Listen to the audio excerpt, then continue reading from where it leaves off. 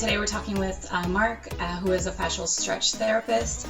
I myself have actually received some therapy from him, and I am absolutely fascinated by what you do, Mark. So can we talk a little bit about what fascia is? Yeah, for sure. So, fascia is a connective tissue in your body. It's always been there. It's like nothing new. It's always in the anatomy textbooks. Everyone knows it from the medical community to trainers, physiotherapists, and all that stuff. But it was actually very understudied. So, fascia is like the glue that connects all of us together. So, like our skin to our bones to our organs. I don't know if I said muscles, but yeah, like literally everything. It's what binds us, right? We're not like it's not like tape that's just added on to each other. There's a connection and like this continuous flow of things. So it's like when you look at like photographs, they're almost like spider webs. So essentially it's like a net, and it literally just binds us all together as humans. What brought you to fascia stretch therapy, and how did you learn about it? So I actually received it like my own treatment at Good Life with an old colleague of mine. So he was certified in FST, so I tried it, and then immediately I felt like this new range of motion in my shoulder because I was kind of like stuck in this rounded posture. I guess from like sitting so much. So even as a trainer, like you need treatment yourself. So he did one session on me, and I felt really good after. And then from there, I was kind of curious to know how he got into it, what the therapy was or what it entailed. And before you knew it, like I started reading about fascia. I took a course in it. So it's a course that you can take and you learn from like great instructors there. But FST was actually created in 1995 by two founders in Arizona, Ann and Chris Frederick. So they kind of studied fascia, and then they actually implemented some of the techniques that they've had in their previous field as dancers and physical therapists. It was just such a unique thing that I was amazed by the effects of it from that one treatment. So that's how I got into it. And then reason why I kind of pursued it after personal training was, a lot of people come in, they have like basic training goals, but they don't have that connection with their body. And a lot of times there's a lot of adhesions within the body. Like over time, let's say you're always at a desk, you're always going to hunch forward. So everyone always has some sort of pain or limitation as they age. So I kind of wanted to put something into my toolbox to help my clients get out of that pain or that posture to help them with their training. So I was technically like leaking money because I would always have to refer out to other clinics, and then they do their treatment, and then it would kind of counteract like some of the training protocols that I had for them. So I tried to blend it in so that way it was kind of like seamless instead of, they said that they can't do this, and then I had like a different theory. So it was always this weird imbalance between trainers and like other clinics that I referred to. So I kind of just wanted to put that into my toolbox and then kind of just be like a one-stop shop. So that way your knowledge and your skills from both the training and the therapy side, they complement each other, right? Yeah, exactly. So because like I'm with that person like 3 to 4 times a week, like I kind of know their body a lot more than when they go out to a clinic and they're there like once a month or once every 2, 3 weeks. So they don't really see the person. They don't actually get to know that client as well as I would. So I kind of know how they move, what their daily life is like, the stresses that they have. So when you understand that as a trainer and even as like a stretch therapist, you kind of help get them to their goals a lot faster and also rehab from pain that they may have. It almost sounds like you're able to map them out from all these different aspects by looking at so many different parts of their lifestyle and their body. Yeah, no, 100%. Yeah, that's how I kind of like see it, especially like in an actual stretch session. So I kind of like want to know what they do on a day-to-day basis, what their posture is like, any injuries that they had, because it all gets embedded into the fascia as they age. The reason we met is because I reached out to you to get therapy myself because of I was injured earlier this year in a car accident, Mhm. and I found I tried going to the gym in between when they were opened in between the lockdown, but even for myself I was finding a lot of resistance. I was finding that my body wasn't moving the way that it normally should be, and it I think a lot of people, when they feel that, they'll be too sore after their initial workout, they'll give up or they'll quit because they'll feel like, that will discourage them. But now that I've actually had the FST treatment, that forceful resistance that I was feeling, now I'm understanding that it was actually my fascia, especially from, how much relief I've gotten from 3 sessions with you. So, is there, I know there's a lot of people that are having a hard time sticking to, fitness goals just because the gym is closing and working out at Mhm. home isn't so easy. What would you recommend? Is there anything that we can do in our day to day when we're not able to come see a therapist like yourself? So the basic thing that you want to do is actually just movement, just basic movement, moving your joints, moving your body, because when you start to move, it actually hydrates your tissue. So fascia needs hydration, so movement and a lot of water. Because when you go to let's say a clinic or a therapist, and you tell them that you have an office occupation, they'll automatically know that you're kind of like hunched forward because, again, because you don't move the opposite way of hunching forward, your tissue starts to have this adhesion, so it gets dry, and that's why you become stiff, right? So that's why there's that old saying where like you got to move your joints and you got to just keep them healthy. So that still is true today and forever. It will still continue to be that way. But I guess like the fitness industry kind of complicated a lot of things with all these fancy workouts, these diets, and all these stuff. But if you could just basically move, like stand up after sitting for like 8 hours, drinking a lot of water, just hydrate your tissue, and you'll feel a lot better. That's amazing. Yeah. And actually, it's good that you bring up work because a lot of times you don't realize the postures that you're in, especially if your job is stressful. I know sometimes I'll, get into a zone of just working for a couple hours straight and realize I haven't moved my body and my shoulders will be in this, curled position forward. Mm-hmm. You mentioned really being in touch with body awareness and the things that you're feeling.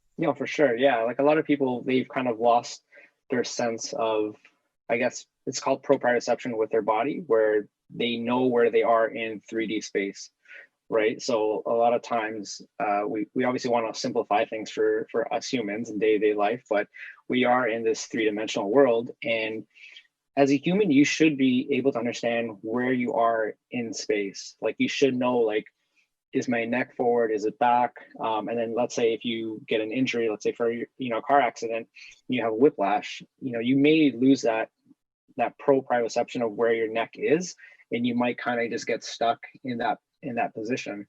So body awareness is very key. So even during a stretch therapy session, we have different techniques that we would kind of use to give that client proprioception again, understand where they are in space. Like let's say they had like poor hips, poor hip mobility, right? We would give them something called PNF that would kind of reinitiate that signal to their brain saying, okay, that's where my knee is at this moment of time, right? And then now they can feel that they're more comfortable or feel safe when they get off the table. So Right. body awareness is very key, right? So that's something we focus on in FST as well.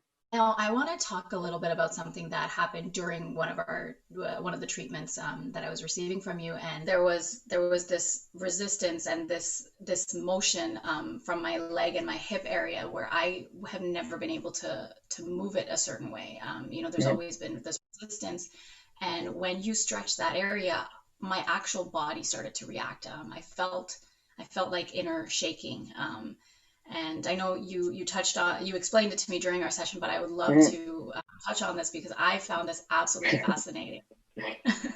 It was a different experience, eh? Like it was an opening experience, I would say, for yourself, right? About trauma and how it gets stored in your body, and that in itself, what I experienced was the releasing of that. Um, like for someone who's not familiar with FST or fascia or how any of this works, what's a simple way that you'd be able to kind of break this down? Because I don't think enough people know about this. Yeah, and then like I said in the beginning, like it's very understudied. Research has now shown that like emotional stress or trauma is embedded in that tissue because it's the connective tissue connecting literally our whole body.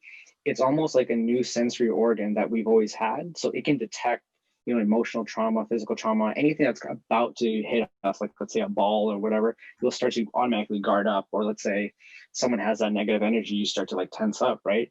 So there's a lot of research still going to this day, but in regards to emotional trauma, or that embedment of that, that thing, it's in there, right? And a lot of times we try to do different releases, different types of therapy, but it doesn't address the fascia. It actually just addresses, like, let's say the bones or the muscle.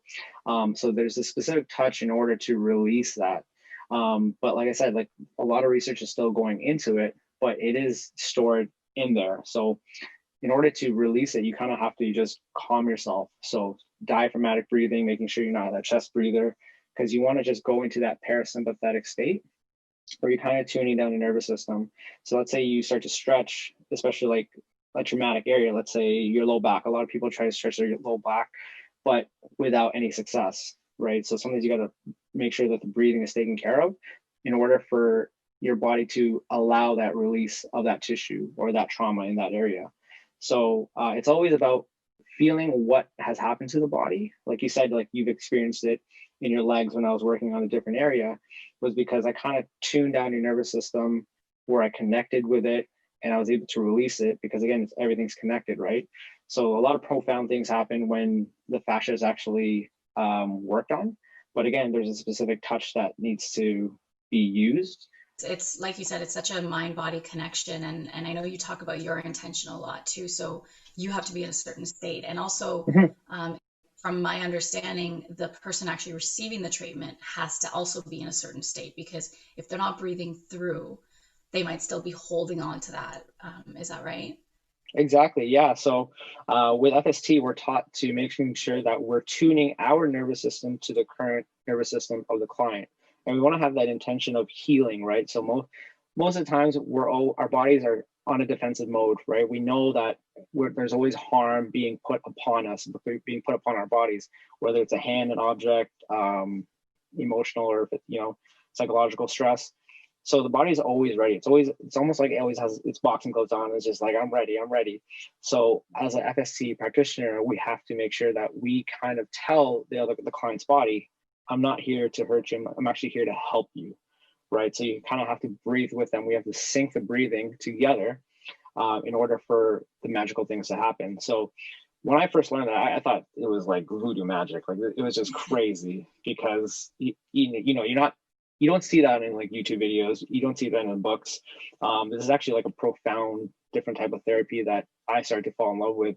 And as I've been doing it for like 2 to 3 years now, and every year is like a new experience. Like, there's so many things about fascia that amazes me and the medical community. Like, everything out there is just mind blowing. So the fact that like you can release emotional trauma through the fascia is like crazy.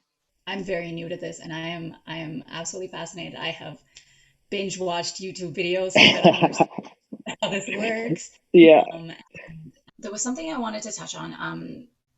I know the actual treatment, how it works, and having experienced it, it's also something that you can't understand it just by explaining it. It's really an experiential thing that you have to go through to Mhm. truly feel that connection and to feel uh, it's energy work to me. That's how I interpret it. Would you say that's accurate? Yeah, 100%. It goes back to tuning your nervous system with the client's nervous system. So if my intention wasn't there, if my energy was just negative, let's say, I mean, I'm not trying to take shots at anyone, but let's say, I was just there for the money, right? Like, you're just there for the session, and I was just going to move your body X, Y, and Z. You're not going to receive the same experience or release as a true intended like treatment. So if the intention was different, or the energy was off, your body will feel it. Your body will actually like tense up. And there's been times where, let's say you're new to FST, you're trying it out, and your body just can't relax. Like, I always try and tell you, relax, and you may start to feel that, why can't I let go? Right? It's because your body has not been accustomed to my nervous system yet, and like what's going to be happening. So as an FSC practitioner, we have to make sure that we kind of help you calm down through different like types of like movements or methods. But yeah, like energy, it is energy work, 100%. So a lot of veteran FSC people down in the States, they always talk about the energy that's being put into and out of the session. So again, there's not a lot of research on it. It's still ongoing, but if you speak to like actual FST people from the States and they talk about, or they share their experiences, it's like crazy. So we actually have like a FST like private Facebook group where we talk about it. So I can't release all the information, but it is energy work, and it's honestly like amazing. For anybody that's new to FST and wants to learn more and wants to learn more about what your services are, what's the best way to connect with you? So you guys can find me on Instagram at mvpr.co or mvpr.co on the website. So yeah, you can DM us or email us, and then we're happy to answer your questions. And we also offer like free 20-minute demos, obviously like post COVID. So hopefully we can see you guys there, and you guys can experience like the best emotional or traumatic physical release.